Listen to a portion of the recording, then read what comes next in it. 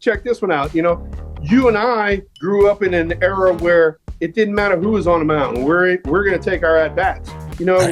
Randy Johnson, Noel Ryan. It doesn't matter. It doesn't matter whether it's left or right. My job is to go up there and hit. And I'm in love with the good life. Can't give it up. Make it to the top. Keep climbing.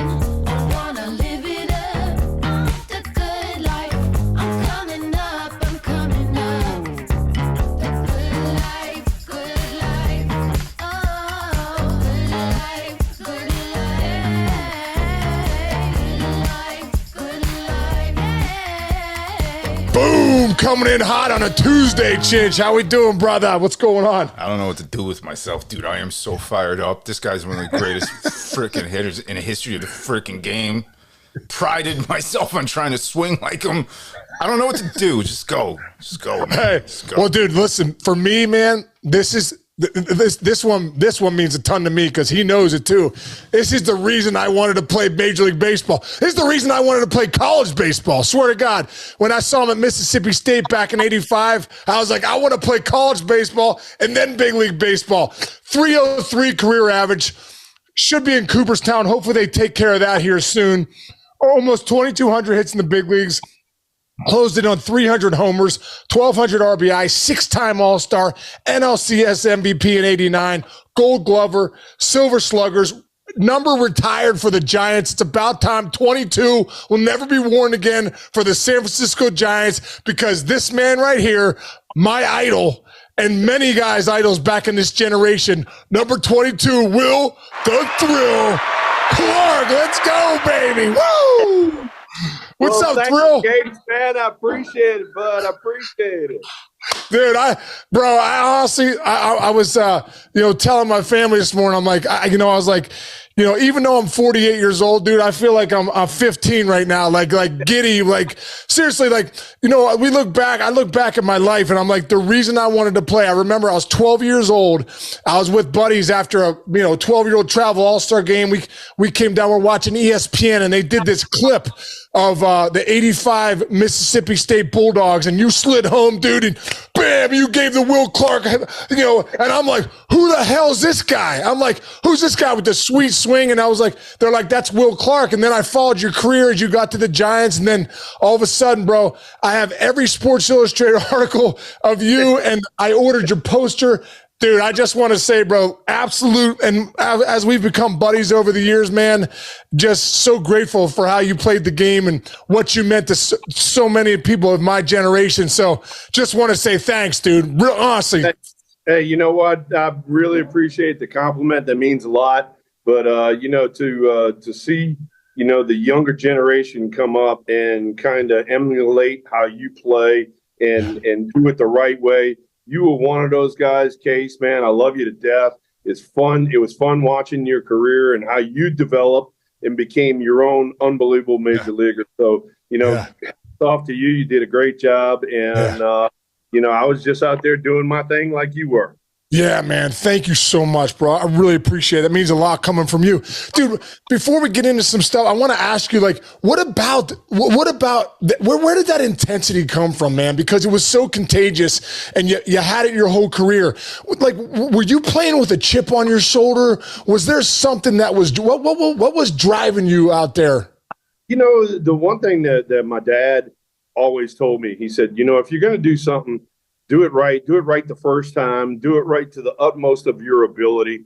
And so I tried to do that. And then everything that we did, growing up, my dad and I, was a competition. If we played pool, we played marbles, whatever it was.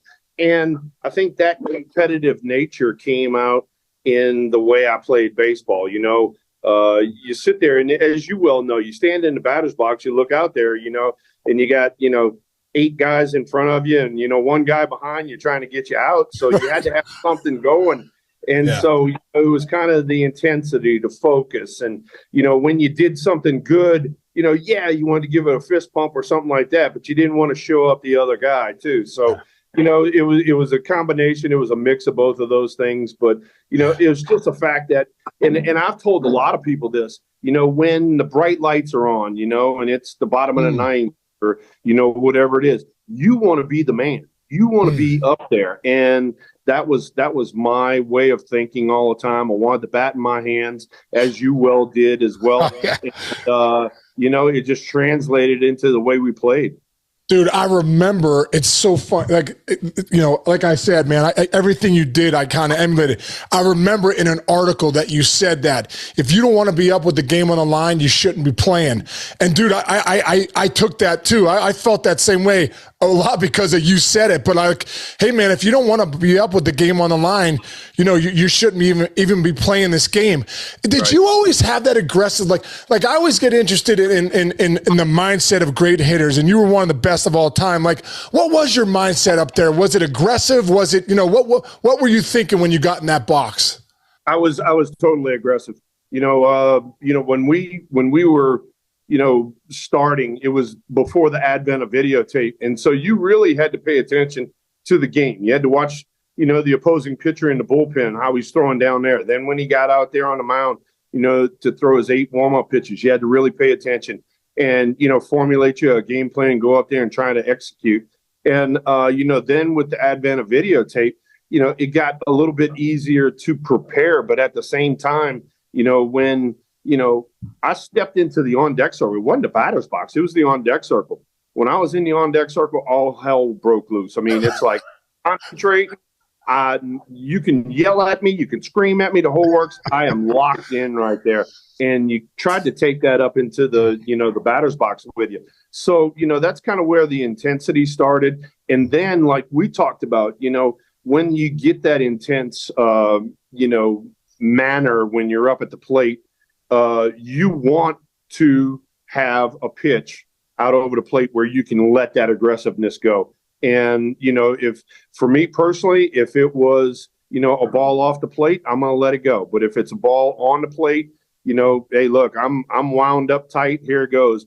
This 35-inch, 33-ounce piece of wood's going to eat, baby. It's going to eat. Hey, you were Thrill. You were so good, man, at covering those gaps. But your swing was so sweet too, kind of like the closed stance. But man, could you drive the ball to left center? Were you looking out there? Like, was your approach middle away, react in, or why were you so good at going the other way? Growing up, that's a great question too. Growing up, I was the bail and whale guy, and I could handle anything, middle of the plate in. And then as you got a little bit older, I figured out, hey, look, I'm getting pitched away so much. And so I worked with a guy, his name was Barry Butera. He was a AAA batting champion for the AAA Red Sox. And he closed me up and started going more up the middle and the other way. And that actually, believe it or not, became my strength. And as you well know, being a big league hitter yourself, there's going to be 75 to 80% of the time they're going to try to get you out away. And so that kind of played into that strength. I was always an up the middle, over the shortstop kind of guy, like you just talked about. Mm-hmm. And then if it was a ball on the inside part of the plate, I'd react in and pull the ball. Yeah, man. I love that. I love that approach.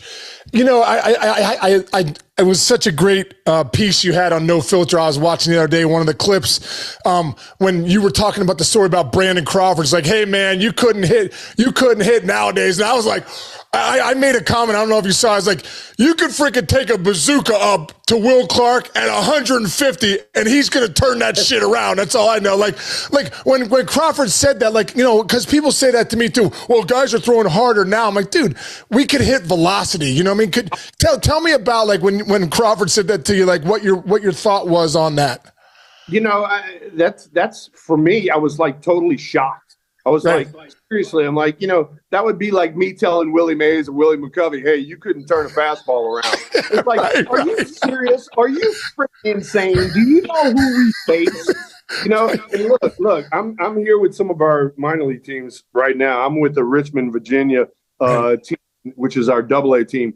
And every now and then somebody will say that in the clubhouse. And I'm like, dude, the stuff that you're seeing out here every day, we saw it every day. I said, The only thing is we got better at our craft and we could turn it around. And as you well know, because you came in on that side of the era where, they'd give a little off the plate, and Yep. if Greg Maddux is throwing, he'd give 6, 8 inches off the plate. And if you did not move around in the batter's box or anything like that, you're going to have your butt handed to you. So for me personally, I moved around a little bit in the batter's box. I could handle the ball off the plate if I needed to, but yet at the same time, I'm still looking for a ball out over the plate to handle. I love it. It is true, man. I remember facing Glavin sometimes. I'd be like, I was like, that's 3 inches off. Then I was like 4 inches off. I'm like, I had to start like literally. I was basically on the plate. I'm like, are they going to call me out because my foot's like on the plate basically? But I can't cover that unless I start getting on it some more. Yeah, no, and it's true. And I mean, hey, look, that was part of it back then. You got a Hall of Famer out on the mound. He's eating up the outside corner. The umpire wants to start giving him a little bit more because he don't want a 4-hour ball game. He wants this thing to roll right along so he can go get a beer. So look, we got to move around the batter's box and cover whatever we covered. Well, that was my argument to Brandon Crawford. I said, look, nowadays, you modern hitters, you got a freaking big ass white box that's on the TV screen, right? I said, it has to go through that white box. I said, I wish we had a white box. I said, if we had a white box, I might have hit 350. Well, the other thing is, you guys, especially you two guys, but generally your generation, you guys did not get embarrassed by striking out. I feel like these guys do not give a crap about that. Do you agree with that? No, you are completely correct. They walk back to the dugout like, oh, no big deal. And for me personally, I know Case was the same way. So I thought it was a failure because not only did I let myself down, but I let the team down. I didn't put a ball in play. I did not let the defense on the other side of things handle the baseball. I didn't go, let's say, deep in a count to let my teammate observe, what kind of pitches this guy's throwing, what velocity he's got. So for me, a strikeout was a big failure. And look, don't get me wrong. I started out my career striking out a lot, but I cut them down every year over the course of my big league career. Yeah, I was embarrassed. I don't know. I just felt like I was embarrassed to punch out. Like, and when people say, "Well, how'd you do it?" Like, you didn't strike out that much, and I said, "Well, dude, I when I got the 2 strikes, you had to beat me in the catcher's mitt. Like, I wasn't going to beat myself out front, and you find yourself running into some home runs because the guy's trying to bury a slider, he ends up hanging it, and I'm letting it travel a little bit more, and bam, I'm catching it off that front leg and driving it. But dude, I hated striking out, dude. Like, I was embarrassed. If you punched me out, I was embarrassed. Like, I didn't like it. Yeah, and then not only that, too, you and I even talked about it, 2 cases. When you got 2 strikes, we would do things like, come up off the knob of the bat, give you a little bit more back control, maybe spread out just a little bit more. If you were a guy with a big leg lift, you cut your leg lift down just a little bit. Anything to give you, like you just said, a little bit more time to see the ball, make it be a strike, because if it's not a strike, guess what? I'm getting back into the count. I'm getting back into this at-bat. So, there were little ways to battle to where you did not give up. And on top of that, make the at-bat productive, go longer in the at-bat, see more pitches like we talked about, so that the guy behind you can see what velocity, what the break of the ball is, all of that. Yeah. Speaking of, I want to go back really quick to your Mississippi State team because it was an incredible team. Yeah, you, Rafael Palmeiro, Jeff Brantley, Bobby Thigpen, those are the only guys I knew. But I'm like, it has to be one of the greatest college teams of all time. What do you remember back from Mississippi State, and like, how did that? Because you were a 4th round pick by the Kansas City Royals, right, in at a high school, which is incredible. Yeah. But how did that time with those guys kind of set you up to play in the big leagues? Well, you know what? It set you up to play in the big leagues because we were playing in the SEC. SEC has unbelievable baseball competition, as it does today. And so you got to play kind of at the next level. It was very similar to playing in the minor leagues. And so for me personally, that was something that made me a better ball player. I had coming out of high school, and this is one of the reasons why I didn't sign. I mean, I had never been away from home. I was, kind of a homebody, used to my own thing. And then now going to Mississippi State, and being, 4.5 hours away from home, and then having to travel in the SEC, it got me used to another life that led to a pro baseball career.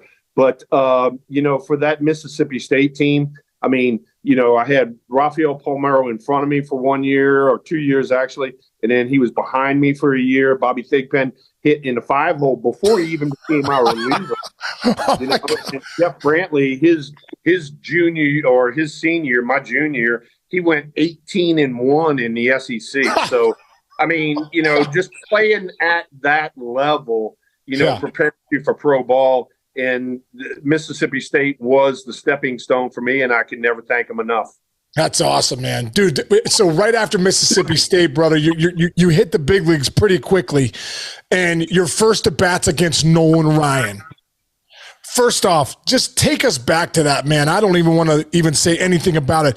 What was going through your mind, and just take us back to that first at bat in the big leagues, dude. As you well know, I mean, your first at bat in the big leagues, or your first at bat anywhere. I mean, first at bat during the season, right. Whatever. It's like a big deal. You get the butterflies and all that. And so here I am, a 21-year-old, 22-year-old rookie facing Nolan Ryan. Oh my God, So walk up to home plate, and he did the best thing he could ever done. First pitch was a breaking ball for a strike, and it sort of caught me off guard. But at the same time, I saw the ball real well, and so I stepped out the batter's box and took a deep breath, and I started smiling. And the catcher looks up at me and goes, "What you smiling at?" And I go, "The Express is throwing me curveballs." So one of those things. So the next pitch was a fastball. He missed up and away, and then the third pitch was a fastball. It just got too much at the plate, and when I hit it, oh my God, Case, when you catch one dead center, dude, it makes God awful. Just and I'm running down to first base, and I can see the outfielder going back, and I'm like, no way. And it went out of center field at the Astrodome, which was a bomb graveyard, Right. And I was like, I can't freaking believe that, and I'm running around the bases, right? And I touch home plate, a high five, I get a point up in the stands to my mom and dad, get to the bench, high five everybody, and I'm sitting down. And every time like a big event happened in my life, especially with baseball, I don't know why, I had this calm come over me, and I sit down on the bench, and that calm came over me, and then I started thinking. I looked to my left, and it was Chili Davis, and I go, Chili, he's going to drill me next time. He looked at me and goes, oh, hell yeah. And he was in his windup next at bat, and I was like, oh. Did he drill you next to bat? He threw one up and in, dude. He buzzed the tower big time, but I kind of knew it was coming thanks to Chili. So you weren't even thinking about swinging. You're just protecting your life. Hell no. I just wanted to see the ball and see where it was in relation to my head, because I was out of there. That's so great, dude. That's so great. Dude, you hit 333 with 6 bombs off Nolan. Like, did he ever drill you? You sound like... Oh, yeah. Did he got me good. 1988 was a good year off of him. I hit multiple homers off of him in 88, and I think he had enough of me, and he caught me right in between the shoulder blades with about a 1,000-mile-an-hour hobby, and I was running down to first base, and the first thing I said, keep your head down. Don't look at the big bastard. Keep your head down. Don't look at him. Because I know he was over there, and he's staring at me like, I know he was doing that, and I just kept my head down with the first. He was saying, come on out here, big boy. Come on out. So you even laugh about that, right? So then, a few years later, Robin Ventura famously, goes out to the mound and gets whooped, Bad idea. So Robin's with the White Sox, and he comes over to first base. He got a base hit. He comes over to first. I go, dude, what were you thinking? He goes, I wasn't thinking. He said, I took like 3 steps out, and he said, shit, I guess I got to finish this. And I said, well, when you went out there, I said, why'd you put your head down and get freaking uppercutted 10 times, It was like RV went out there, stuck his head in his shoulder so Nolan could just unload on him. Nolan got him in the headlock and just worked him over. I'm like, seriously, at least hold your head up, get a punch or two in. Oh my God. That is so good. That is so good. It's so good. Dude, so I have so many ways I want to go here. One of the other stories that obviously was, one of the biggest moments of, when we look back, was that big brawl against the Cardinals. Yeah. You slid into second. Well, and when we were playing, we were taught, like, you got to get somebody in the air. You got to take somebody out at second. Obviously, they've changed that rule so much now. But the slide into second when you into Jose Oquendo, and then Ozzy's there, all hell breaks loose. But isn't there? I know there's more of a story to that. Maybe the day before something happened too. Yeah, no, it's definitely, you got it exactly right. So the day before, the Cardinals are up like 7 or 8 runs in the 8th inning, and Vince Coleman's on first. We play behind him, and back then, Vince was going for the stolen base crown, and if you stole a base, it didn't matter whether it was uncontested or not. You got the stolen base. So right. Vince steals second and third with us playing behind him, up by 8 or 7 or whatever it was in the 8th inning. So Matt Williams and I are screaming at him at the top of our lungs. We're like, we're going to drill you. We're going to drill you, And the next day we don't drill him, And so now the roles are reversed. We're up like, I don't know, 4 or 5 runs in the 7th, I think it was.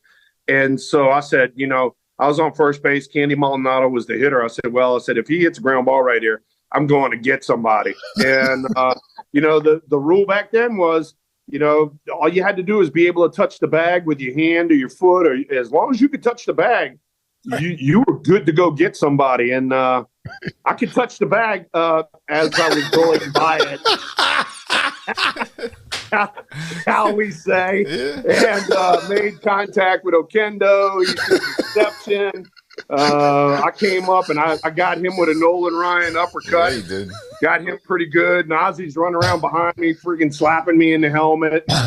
Then we had all hell break loose. I'm on the ground, and all of a sudden you look up, and if you guys ever look at that videotape, it's pretty cool. If you look up, you'll see the first guy on the ground with me is Dusty Baker. That's amazing. Come on.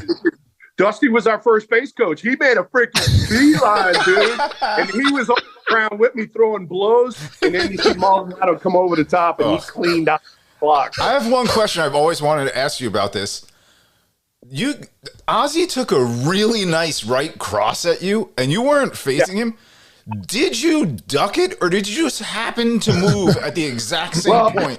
You know what? If he'd have caught me with that one, he'd have caught me pretty damn good. But it just so happened that when he was right crossing, that's when I was leaning in to hit Oquendo and diss me. I was like, And so, all right, so now check this one out, Case. So now, later on, right, I get traded over to the Cardinals. Jose Oquendo's my third base coach. Dude, we go out, we have beers, we're laughing and giggling, like, you got me a good one there. I was like, yeah, we should have drilled Vince, but we didn't drill Vince. He goes, I know, I was expecting to have Vince drilled too, So we had a lot of fun with that. Oh, it's so great. It's such a great video because, like you said, when you gingerly slide, like, over the base, and when they kind of look at you, and you're gingerly. It wasn't gingerly. I know. It was full on as fast as I could go, and I hit the ground. And that powdery, from Cincinnati, that powdery, dirt. When you hit it, you just keep going. Keep going. Like, I'm going to wind up out here in left field. Well, dude, what's great when you're laying there and you're just kind of laying there still looking up, and they're like, what the hell? You're like, what? I took you out. That's like Roberto Alomar. Yeah. Roberto Alomar, first time he's playing second base for the Padres, right? I was watching him, over the course of his career, and he always liked to come across the bag, on a double play ball. So we have a double play ball, and I cheat on the inside part of the bag. He comes across the bag, and I literally just reached up and grabbed him and just pulled his ass down to the ground, and he don't complete the double play. And he's like, he grabbed me. And I said, welcome to the big leagues, son. I turned around and ran off. Welcome to the big leagues. After that, every time I got on first base, I'd look at Roberto Alomar, and he's like, "You not get me this time." And I'm telling you one thing, I got him a few more times. He tried to go to the back of the bag, and the inside the bag, the outside the bag. I still got his ass. Those are the days, bro, where you could go in hard and put your elbow up and sometimes get your tower buzz. Whoa, with it right by your face. And it was a respect thing, and I got to tip my cap to these guys. Hey, they come in there and they'd freaking low bridge you. They like, you better get your ass on the ground. And now, and you and I kind of talk about this. Eric Burns and I talk about this. They're babyfying the sport. You can't go into second base and hit anybody like like we did before. And you can't help your team out. You can't break up a double play to prevent the runner at first being out and stuff like that. So these baby-pied rules, man, they pissing me off. Yeah, I miss that. I think that was a good part of the game. Even the plays at the plate, I thought was a good part of the game. What about the new rules, Thrill? What do you think about them? The pitch clock, the shift, all that stuff. I get where they're coming from, but hey, look, you also look at it this way. You're trying to speed the game up. For what reason are you trying to speed the game up? You do know that if you have more commercials, you make more money. So wouldn't it behoove you to have longer games and get more commercials to make more money? So this is a lot of bullshit that's going on right now. Why they make the bags bigger, I have no earthly idea. And if they think they're out trying to outsmart everybody, are a bunch of doofuses. All right. But then, like the pitch count and the pitch clock and all that sort of stuff. All right. They don't want everybody, doing the Red Sox Yankees deal where it takes 4.5 hours to play a 9-inning game. I get it. But at the same time, you're penalizing all the rest of the guys who are doing it the right way. Yeah.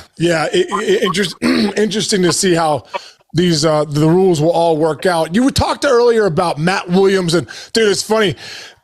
Fun story. When I first got called to the big leagues in '97, I love the Giants because of you. So I was following Matt Williams and Robbie Thompson and all these guys, And when I came up to the big leagues, dude, I walk in the clubhouse in Chicago. We're playing at Comiskey Park, and Matt Williams is a third baseman for the Indians at the time. And bro, he's the first guy I connect eyes with. And I shake his hand.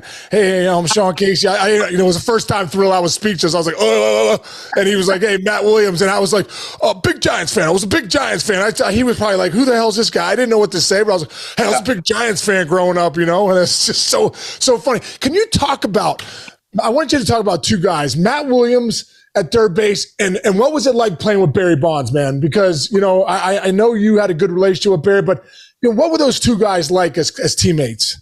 You know what? First off, I love Matt to death, and I got to give him a tip of the cap and a best of luck because he's going through a little colon cancer. He had some surgery earlier this year. So, tip of the cap to Matt. Yes. What a great ball player. Not only he and I lived together for a year, so we got to be really good friends. We lived together during the off season. He came down to New Orleans because I had a lot of batting practice pitchers. And, he came down there and we got a lot of batting practice together. We worked out together. Great human being. Loved him. The best defensive third baseman I ever played with. I can literally case, no matter where he threw from, if he threw from behind the bag, on the run, going against the glove, whatever, all I had to do is hold my glove in the middle of my chest, and that's where the ball was going to be. Unbelievable. Unbelievable human being. I love him to death, and, I wish him the best right now. Yeah. Guy you mentioned, Robbie Thompson. Same thing, second baseman, man, just cover all kinds of ground, catch everything at Candlestick. I was fortunate enough that as a younger ball player, had these guys on the infield with me, just made me a better infielder and got me kind of spoiled, because from San Fran, I went to Texas, and I had infielders that had no earthly idea where the ball was going. I had to do a little teaching over there at first base. So, Barry Bonds, oh, my God, what can I say? By far and away, without a shadow of a doubt, the best ball player I've ever played with. He could do it all. You talk about five-tool guy. He was the ultimate five-tool guy. Speed, power, throwing, outfield play, the whole works. And, I played against him, in Pittsburgh for a bunch of years. and he came over there in 1993 and became the MVP. He hit in the 5 slot, and he had myself and Matt Williams in front of him. And if I could tell you how many 2 and 3 run homers he hit that year, it was absolutely amazing. Because, I mean, I had a 400 and something on base percentage. Matt was way up there, and Barry was just reaping RBIs. Wow. That's it for part 1 of our interview with Will Clark. You got to come back tomorrow for part 2. A lot of Barry Bonds talk, a lot of talk about hitting, much more coming tomorrow. Join us.